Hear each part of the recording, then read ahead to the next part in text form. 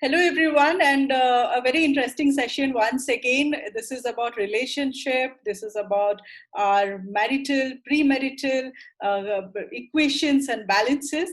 And I think all of you must be eagerly waiting for our session today. So, for taking us through this topic, we have Dr. Asad Chaturvedi. Dr. Asad Chaturvedi is a positive psychologist and also a relationship coach. He has been working in this field for last 12 years. He's a well-known author and a speaker. So he writes, his books are published. He also speaks on the topic of self-motivation as well as relationship in various forums. So let's start this discussion, a very, very interesting discussion, which all of our audience are definitely waiting, Dr. Asad. And I have a bag full of questions for you. Thank you, Sharmishta. Wonderful to be with you. And I look forward to those questions and hopefully be able to answer most of them. Thank you. So let's get into the core of the questions. We always have been hearing that opposites attract, right? So whether it's Mills and Bones, whether it's Bollywood, the theme is same. There are two opposite personalities and they get attracted to each other, fall in love, and are living happily ever after. Now, when you really look in today's scenario, what's happening in the outside, so you see that more and more there are women who are working, women who are equal to men, or we have joining hands, and there are a match of personalities which are bringing into the system, right? And what is that bringing us to? That's also bringing us to a lot of challenges that we generally talk about. So we say, like, okay, any study that we look, any research that we look, that the number of divorces are increasing, the number of separations are increasing, or the issues in the marital life is kind of increasing day by day. So, and why the reason? The reason is because the women have progressed. The reason is because we have become educated, and that kind of takes away the whole content. And there is a one para of how the men also have to groom themselves and be trained to match up with the changing world. So what is your take on this whole cliche attitude that one, two, the opposites attract, and the second, that the whole rest of the problem that's happening in the world is because the women have progressed? So what's your take on this whole cliche understanding of this problem? So I think that first of all, we should actually try to understand this from a very different perspective. And when we talk about the women have progressed more or things like, I think that is also a cliche. So let us talk about the fact rather that yes, opposites do attract and they do bring a certain amount of familiarity in terms of the fact that I like something, you like something opposite to that, and hence we are able to merge the two. But what happens when two people who are equally assertive, equally hardworking, equally dynamic, equally go-getters? So that's what we call the strong personalities, which we are seeing in today's society. And that's how I would define strong personalities. There are two people who have clear goals in mind. They are achievers in their own space and their own right. They're very assertive in their nature. And they do not back down from challenges. And then how do these two personalities get along? This is where actually the entire thing lies. The one is the opposite attracts kind of scenario, as you very correctly put it, the Mills and Boone, and the typical romantic hero who came on a horse, tall, dark, and handsome, and the girl who was swept off her feet. And then there's this other model today where it is actually the girl who is tall, dark, and handsome, rather tall, dark, and beautiful, and she sweeps the guy off his feet. But to be very honest with you, I think both the sides or both the types of models have their pros and cons.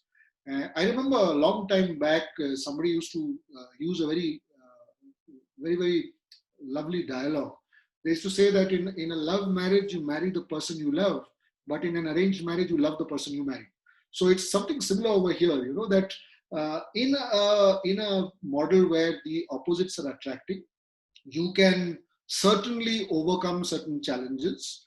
And because you have, a varied kind of personality, and therefore one person either takes a front seat and one person maybe takes a back seat, and then it reverses in another situation.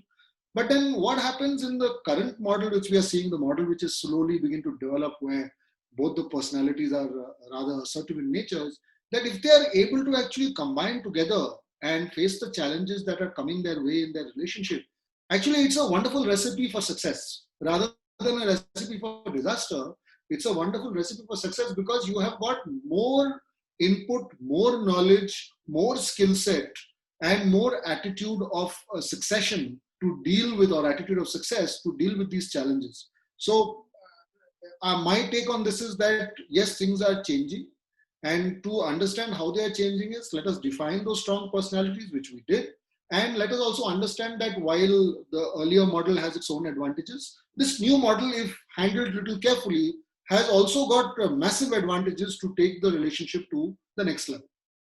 Right. I think that's a very interesting insight. That you know that in a strong relationship, I think they both can be the cheerleader for each other. And whenever Absolutely. and these dynamic situation, uncertainty or challenges in life that you have someone who is kind of able to understand you, because they also have probably in the same space and in the same have a certain worldview, and they become your best friend in this, where in a society where it is very competitive, people are running their own race. You have a companion who is your trust model. But having said that, I think what you very interestingly brought in, that this whole system of being in a relationship with another strong personalities. And when we talk about strong, is basically people who have their own views, they have their own opinions, they are go-getters, they have their own personal goals, and they are not just a shadow of your running through. When you have two strong personalities in a system, I think there are also ways where we have to figure out how to balance it, right? And that Absolutely. brings into my next question very immediately. What are those typical challenges that you see majority of the people coming? I know everyone is very unique in their way, but typically what are the trending challenges that you see that the modern couples come with? Very nice. Very nice. So I'll list down four major challenges which I see that are something that modern couples are struggling with, and then we'll talk about each one of them. But the number one would be probably, I think a recent study said somewhere close to 60 to 65% of modern couples face the challenge of interference from their families. The second thing is that with this interference happening, they are unable to retain their own identities because they are being asked to be somebody which they are not. And then the third thing is that the financial part of the equation. One thing which modern couples don't realize is that finances are for both of them. It is not just, well, so how do they manage the fact that both the parties are bringing in adequate financial resources into the relationship, and what do they do from there? So there is obviously some money of my own and some money of ours and some money of yours. It is, what's the equation? How does that pie chart work? And the fourth thing would be that there is a lack of I think it is a reluctance, and probably that is to do with the societal fabric in our country, is that they don't want to, or they don't feel comfortable talking to a professional or talking to somebody who has an idea about what relationships are all about before they even get into a relationship, which I think is a very important point, and one should always do that. Now, family interference, if you focus on it, is something that we have been seeing for donkey's years, and it's not just in India; it's all across the world. It would be very unfair to say that family interference exists only in our country. It exists all over the world. Obviously, the degrees are varying, but it is a challenge because families can be very overbearing, they can be very demanding, they can be very interfering. And if, for example, if one of the partners in this relationship is very close knit to their family and they are not able to disconnect the umbilical cord, so as we call it, it is very tough then for them to be able to explain to the other person how things are moving. So it would be very, very of a great interest for either party to understand, to make them understand, one party to get the other party to understand their families, so that they can know from which angle they are coming. Once that is done, then it becomes easier to retain their own identity. Because what happens is that we have this, there's this famous saying that in India, you don't marry the person, you marry the family, or you don't get into a relationship with one person, you get in. But actually, that's a cliche. And if either of the people involved in this relationship are able to explain to the other partner the nature of their family and how they are, how they have their ideas about, for example, an idea about how you raise a family. So one party's family may have a different view on it, that they may feel that children should be born very early on in the equation, whereas the other party might be thinking, no, we need to take our time, we need to get to know each other well, we need to first understand each other before we even think about bringing a third life into our equation. So how do they retain that identity? Even, for example, I would like to say that uh, how do you manage to there's a very interesting challenge that comes up. How do you manage to keep your friendships going after you get into an equation with somebody? So it's like you had some friends, very close friends, and you want to continue to meet them, but now you realize that you have to give some time to your relationship. So how do you go and talk to each other, and how do you spend more time with your friends as well as with your partner? So this is that retaining identity kind of space. And then the third space is the finances. See, everybody is earning today, especially in the kind of we are seeing of course, now COVID has come in, so we can't really comment what is going to be the future. But we have seen over the last 5 to 10 years, there has been a complete upsurge in salaries, and the definition of a middle class family is somebody who earns, or some family who earns more than 18 lakhs in a year. Who would have thought that? Earlier it used to be somewhere 4 lakhs or 5 lakhs.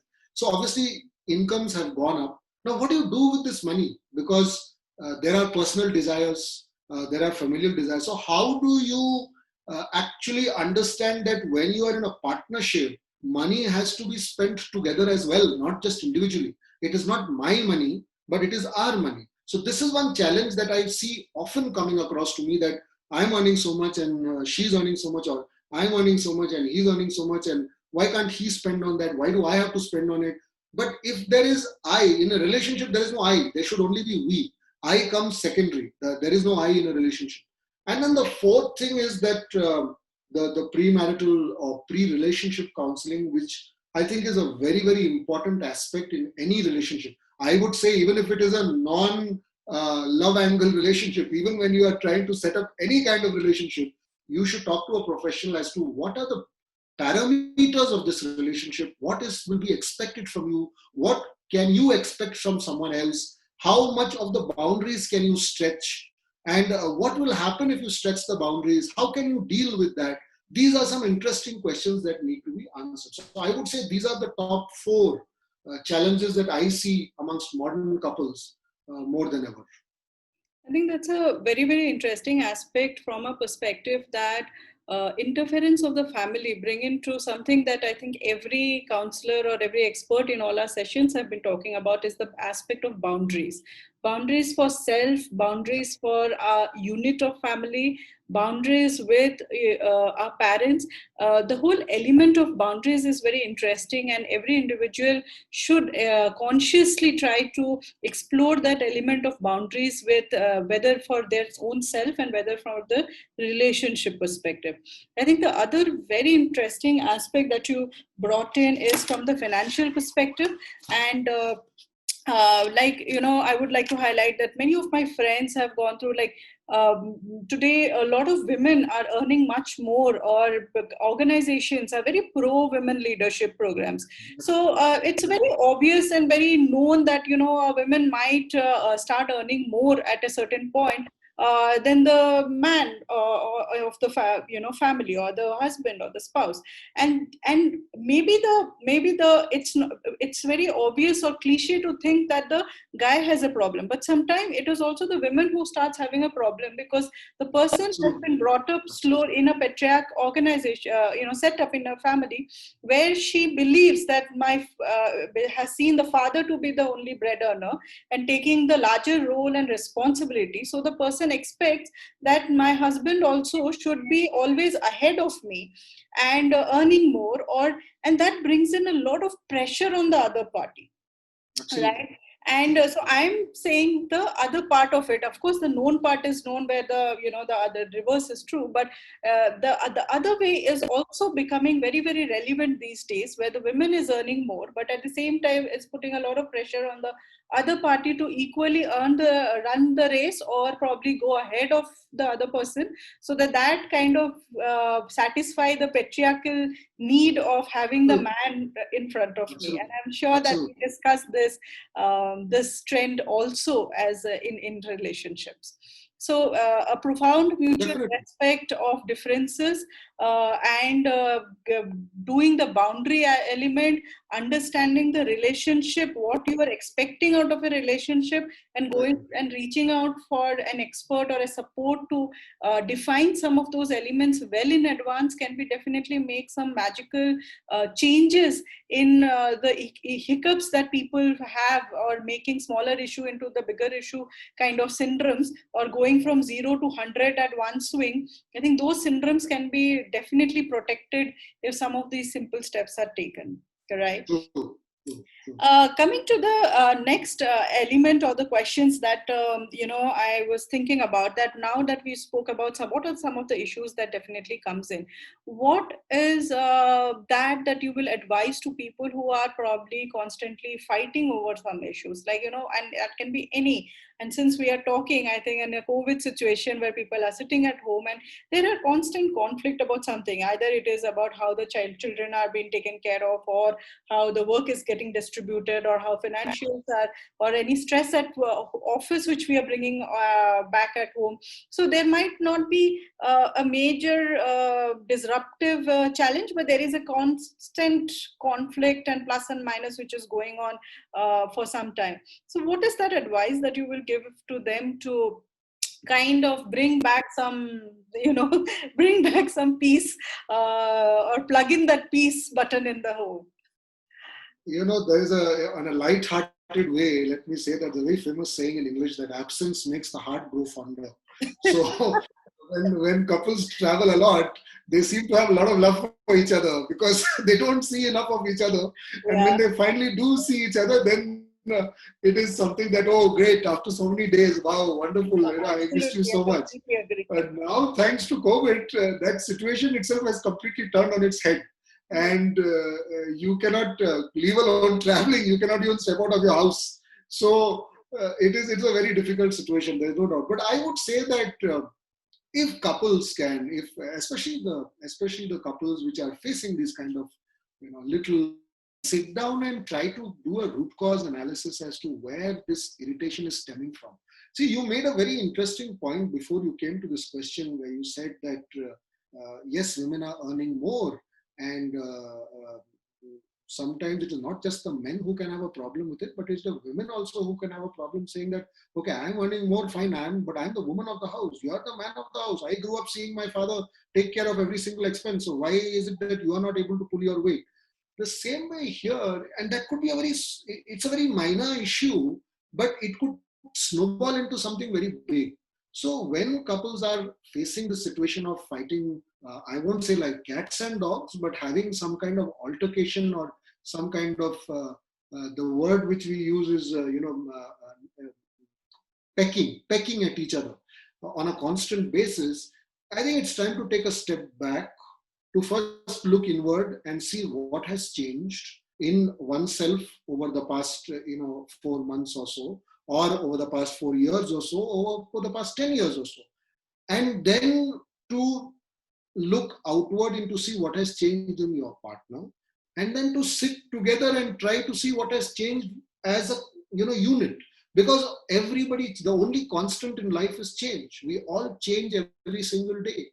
And if we do not realize that with change comes a different attitude, with change comes a little bit of irritation about certain things. So certain things which we used to, gloss over, now they become a little sticking point. Okay, this is not happening, that is not happening. So I would say, if they can sit down and try to understand what has changed, or how has the goalpost shifted, then it would be easier for them to come to some conclusion as to, and then redefine or redesign a new system. See, it's not necessary that if we were to take this, since you mentioned about people coming back, bringing their work back home. Now, if we were to take a business, the most successful businesses change their strategies every year. They change the way they do business every year. Why can't a couple change the way they interact with each other every day? Why can't they create newness, bring about newness in their relationship?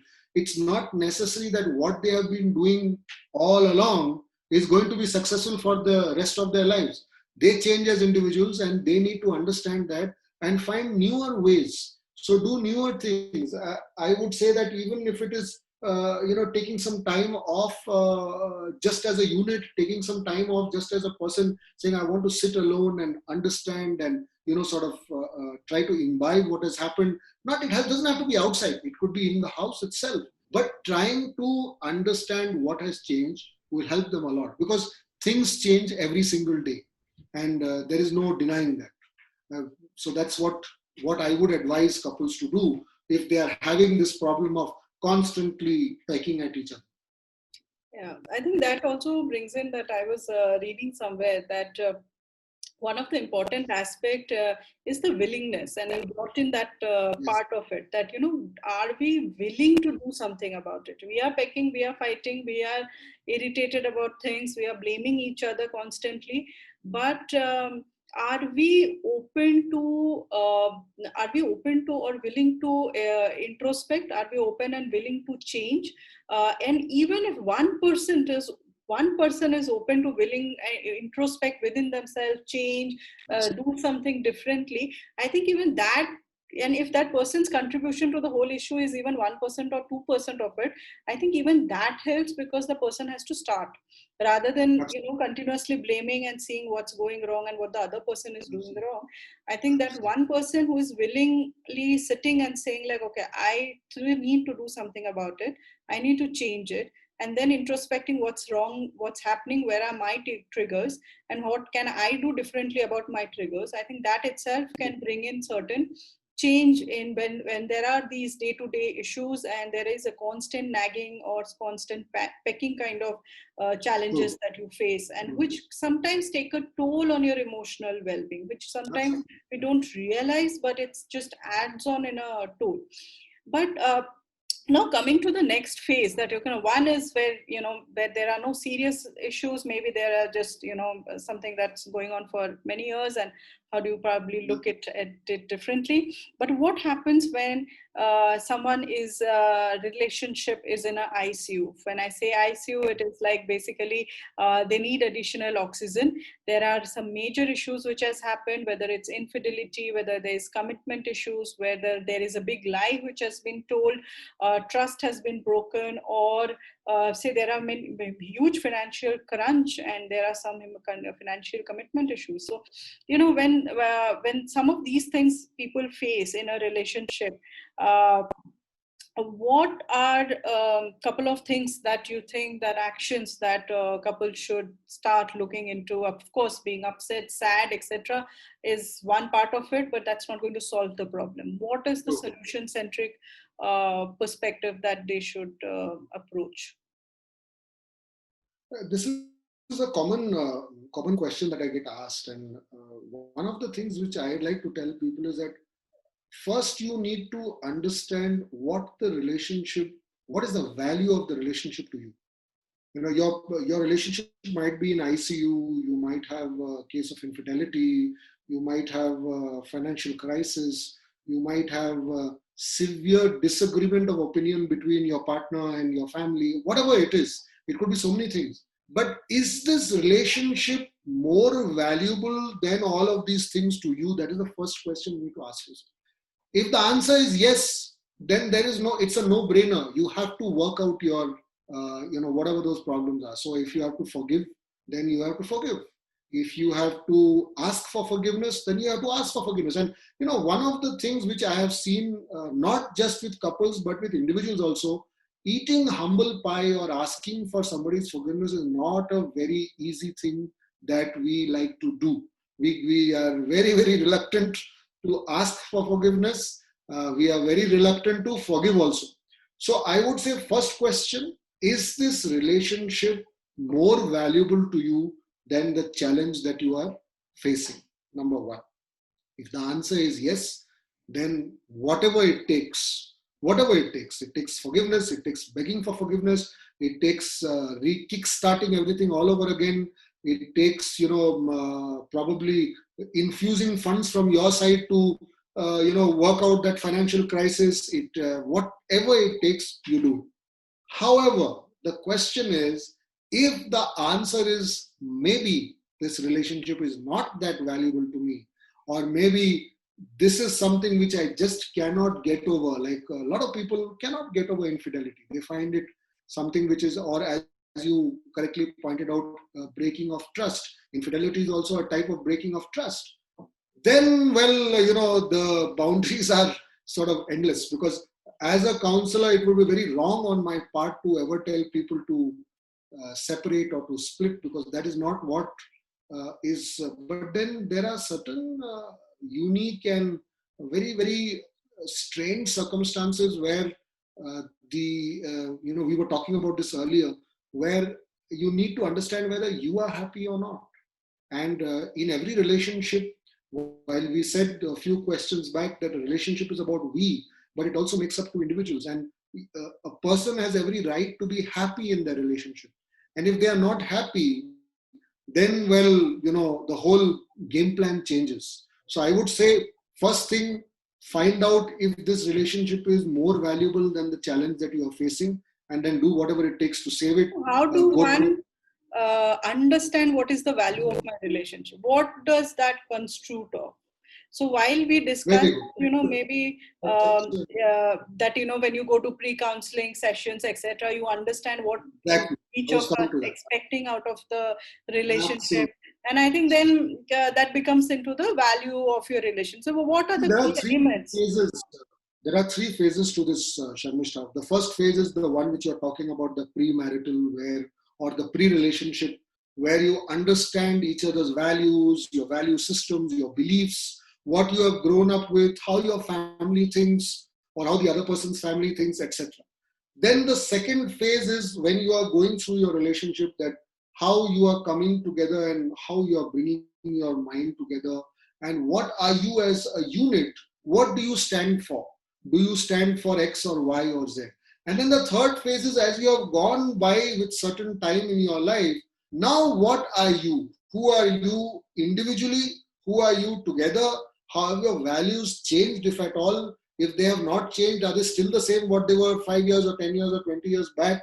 And if they have changed, what are they representing now? And most importantly, when I say value, is that can you do without this person in your life? That is the number one question that you should be asking yourself, because what you spoke about ICU is exactly that.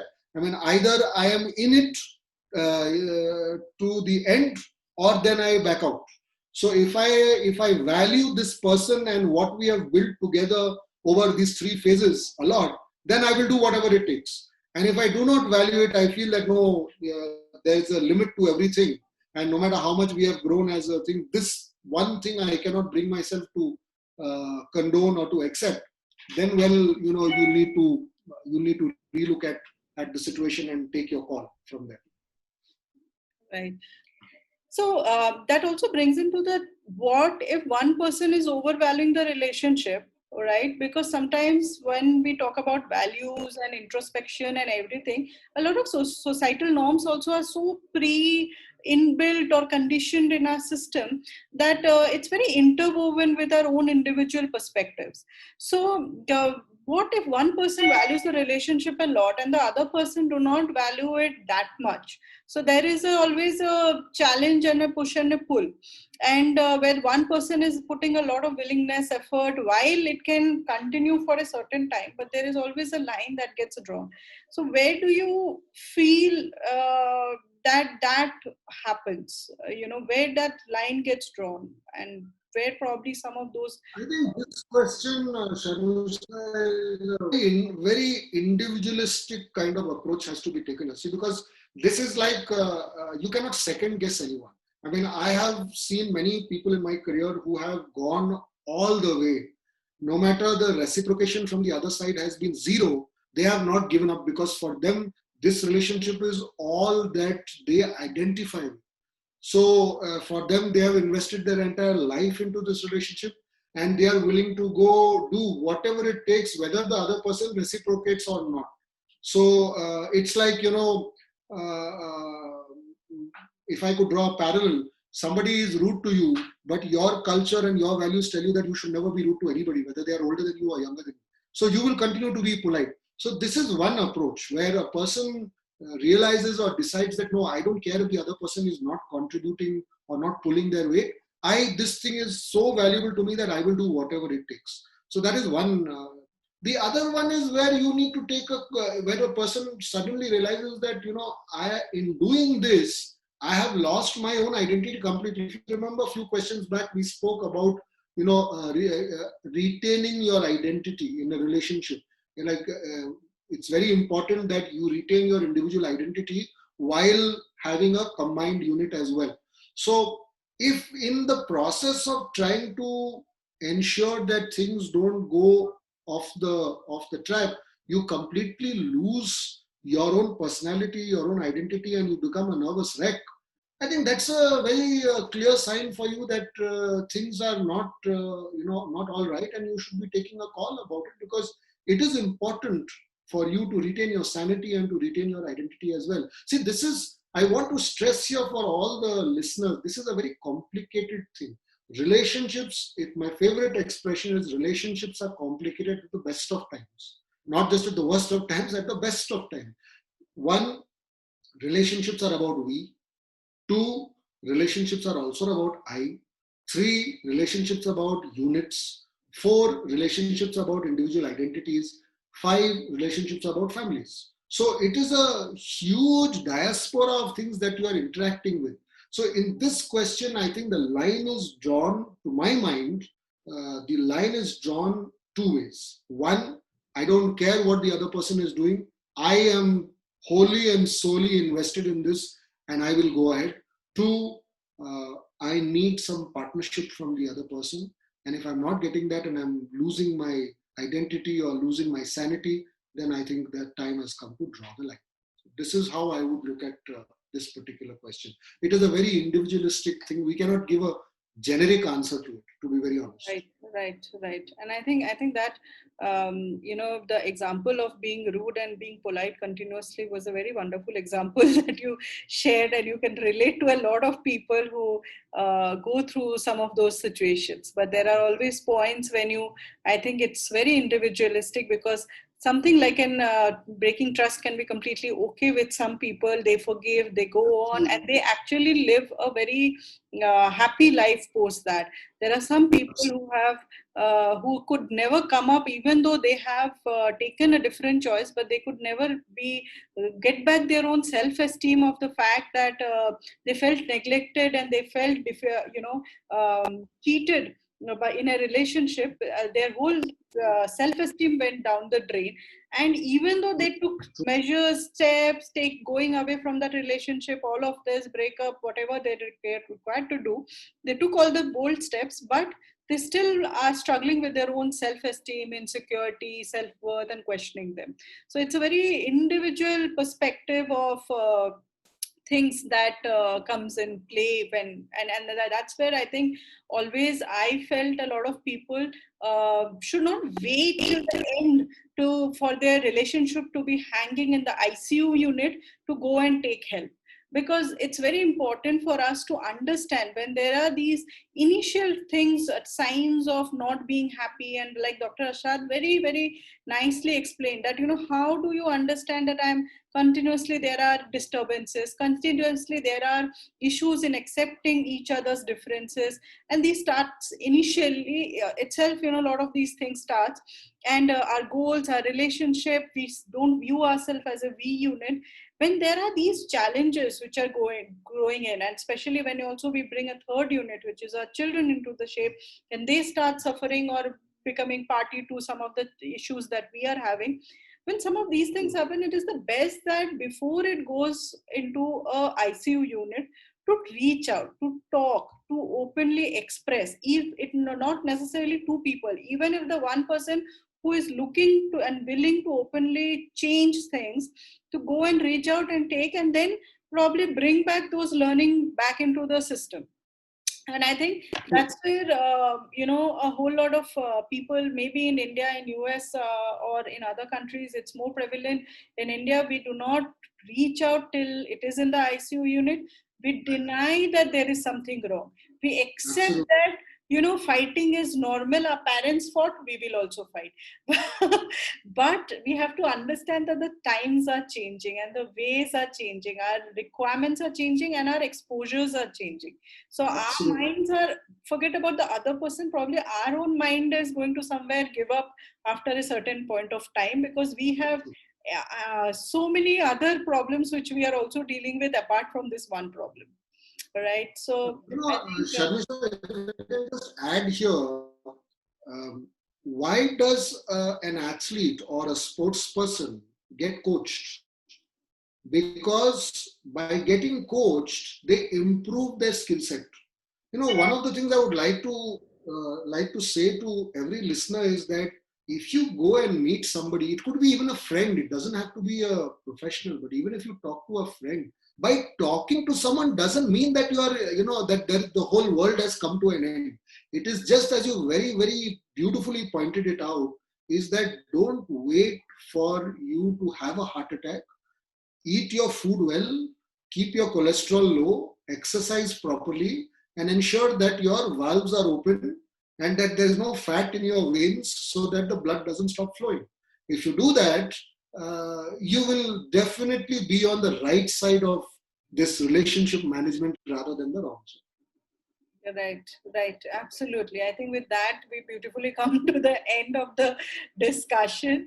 And thank you, Dr. Asad, so much. And for those listener, I think Dr. Asad is a very well-known couple relationship counselor, and if you are going through some challenging situation, and if you want to just bounce off your thoughts, express your feelings, see where things can be done a little differently, you can reach out to us, contact at mindfully.in or www.mindfully.in. You can book Dr. Asad sessions or any of our counselor sessions to have a discussion on some of those issues. And I think it's also very important that what we mentioned about pre-counseling, pre-marital counseling, or pre-long-term counseling, because there is a lot of people are even co-living today. So the co-live is itself has become a brand now, because we are opening up to co-living, and which is also in a way as a at least looking at a long-term relationship or a pre-long-term relationship, which is good in a way. But at the same time, if there are always ways to improve, and always ways to see whether what can work and what cannot work before any particular challenging situation actually come into us. All right. Okay. So thank you so much, Dr. Asad, and catch you later, and see you Sure. more often in Mindfully Sorted platform. And thank you for Thank you being so part much. of Mindfully Sorted platform. Thank you. Wonderful to be part of it. Thank you so much, Sharmisha. God Thank, bless you. thank you.